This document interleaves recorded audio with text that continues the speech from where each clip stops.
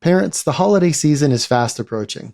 And I know that for many of us, the happiest time of year can also be the most stressful. This is Parenting Behavior, and I'm your host, Dr. Andy Kahn. I'm a parent and licensed psychologist with over 20 years of experience helping families manage behavioral challenges. As you'll see, I'm not in my usual studio today. I'm at home in my home office, and that's because we wanted to get together with a special guest today ahead of the holiday season.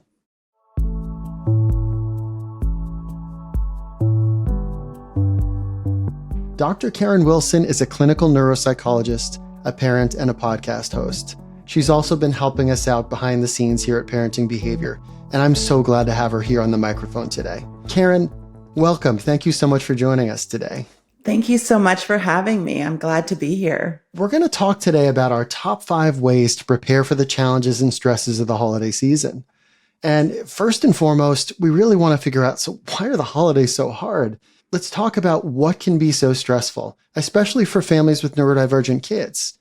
Karen, what are some of the things you've noticed with families that you talk to? Well, one of the things that I've noticed is that when during the holidays, families are outside of their routine, right? They don't have the structure of school and work. Kids are home, and they've got a number of activities that they are doing that they would not normally do during, traditional times.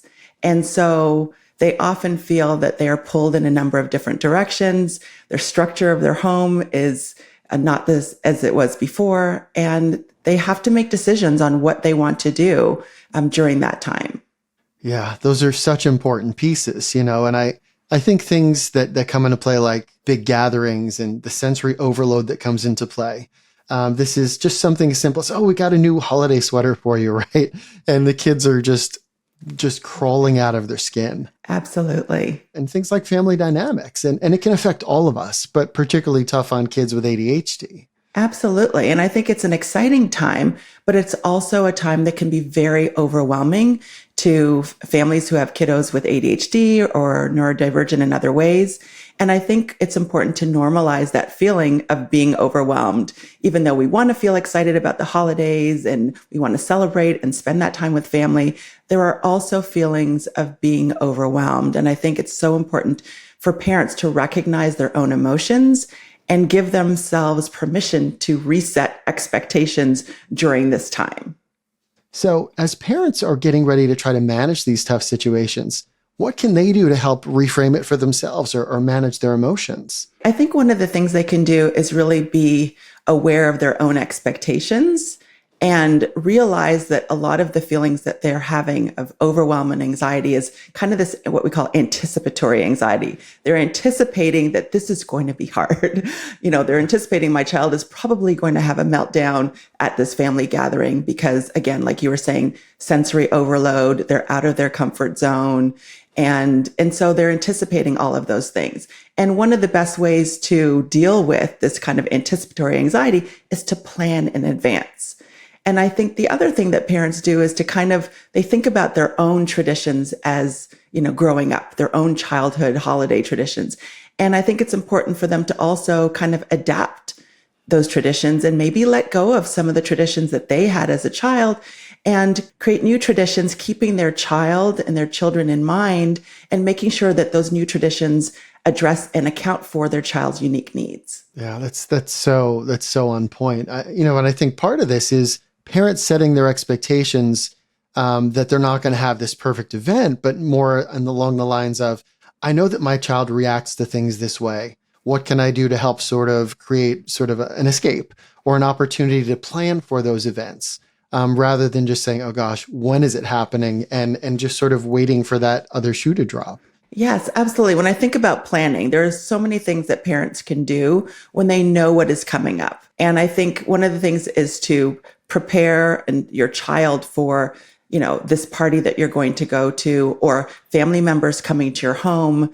Let them know what to expect, who is going to be there, what is going to happen. That is also part of the planning. So it kind of lowers the anxiety level for your child when they know what to expect.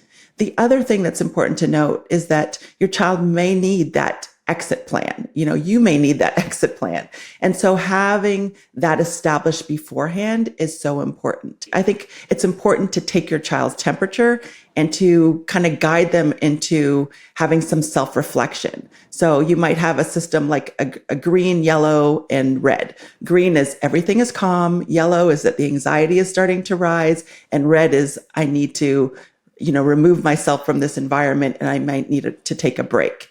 And so kind of checking in with your child, having that system in place and having an exit plan. I think it's also important to have all the tools that you need at your disposal. So keep in mind what your child might need. Is it noise cancellation headphones?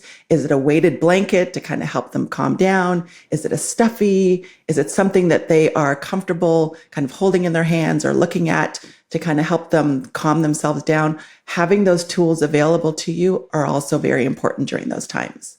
The other part that some parents don't really think about in advance is the overwhelm around good stuff, gifts, sweets, excitement, fun and activities that can lead to all kinds of dysregulation in our kids. So I think that, being prepared for that in terms of, as you said, those self-regulation activities, both for when they're uncomfortable or when they're starting to ramp up.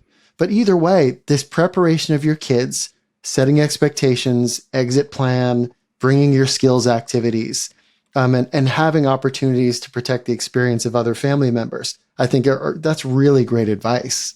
And the other thing I'm thinking about, and I often tell parents, is that you don't have to say yes to every event, right? This is a time when there are lots of invitations that come to families, and they are the ones who can make the decisions on the things that they want to go to. They can decline invitations, and that can often be very helpful because you're communicating boundaries for your family. You know what your children can handle, what you as a family can handle, and you want to minimize the stress as much as you can. And so again, it comes back to, do you have to follow all of the traditions that you did, when you were a child? Do you have to go to every single family gathering? Or is it more important to make sure that you're keeping your child, your family's needs in mind and limiting the things that you do, right, during that time? I often think of kind of the social events around the holidays kind of like apps on a phone. Like when you have all of those tabs open, it kind of drains your battery more quickly. And so if you just keep one or two, the two main events, maybe it's grandma's dinner and something else that you're having at your home, then that might be enough. Totally. And, I think this is such an important point, is that we keep in mind that one of the big themes around the holidays is that we often feel this obligation, and with that comes guilt, that we must attend everything. An invitation is an obligation and not an opportunity.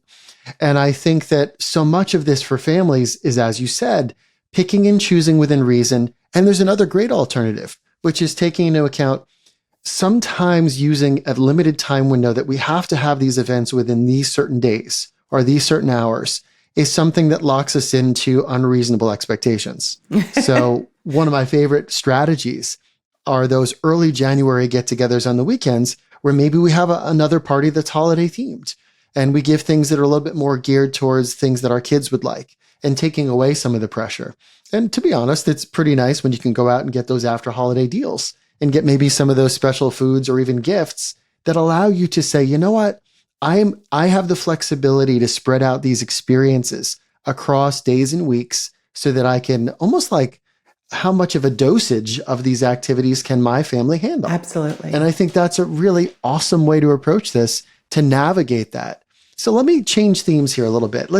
One of the things that can be really, really difficult at times is the experience of gift giving. Mm-hmm. Many holiday traditions, depending upon your faith or what you celebrate, kids are getting gifts or giving gifts, but they're not always the most gracious in this activity if they don't love what they're getting. We're going around the table and people are taking turns opening gifts.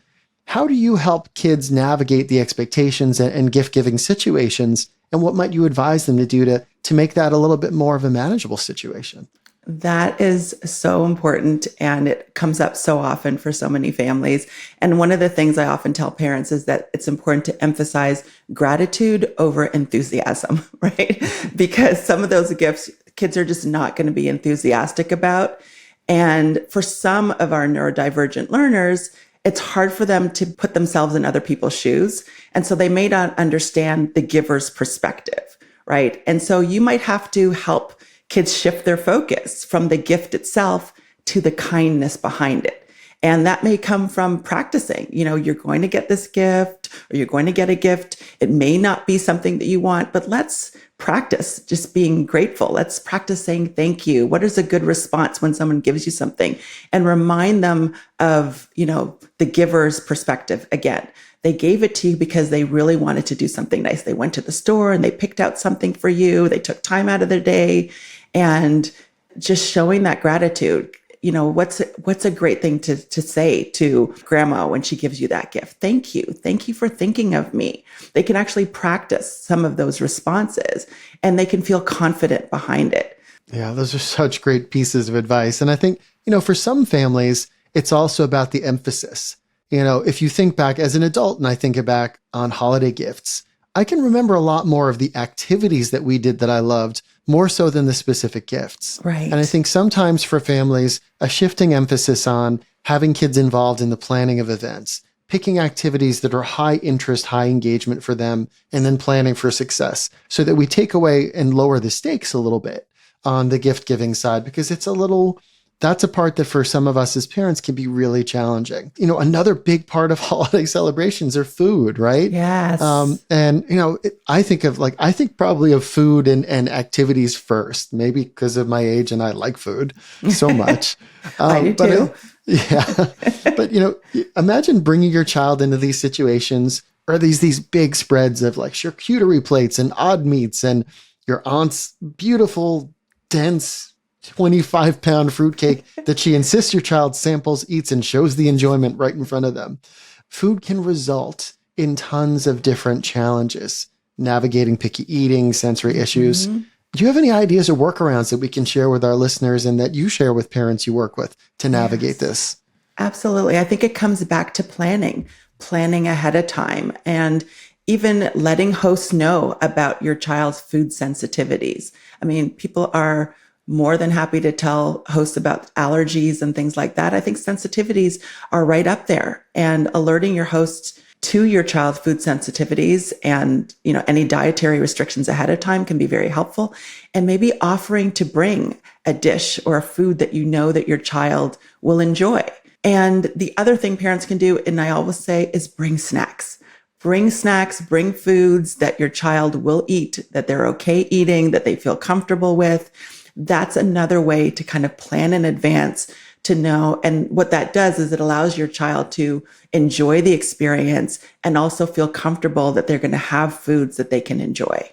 So, before we go, I really want to say that if folks have any more questions about these topics that we didn't answer today, feel free to go to the Understood Assistant. It is our AI-powered chat tool, and it's vetted by experts, and it draws on information directly from understood.org. So we've got great resources and can help you get information if we haven't covered a topic that you're interested in. Karen, I want to thank you so much for being here. I just can't thank you enough for all your great support and the information you're sharing with our families. Thank you so much for having me. It's been a pleasure. Thank you so much for being with us today on Parenting Behavior. Don't forget to check out the show notes and the resources that we've put together for today's episode. And remember to subscribe for more content like this. Understood is a nonprofit organization dedicated to empowering people with learning and thinking differences like ADHD and dyslexia. If you want to help us continue this important work, donate at understood.org/give.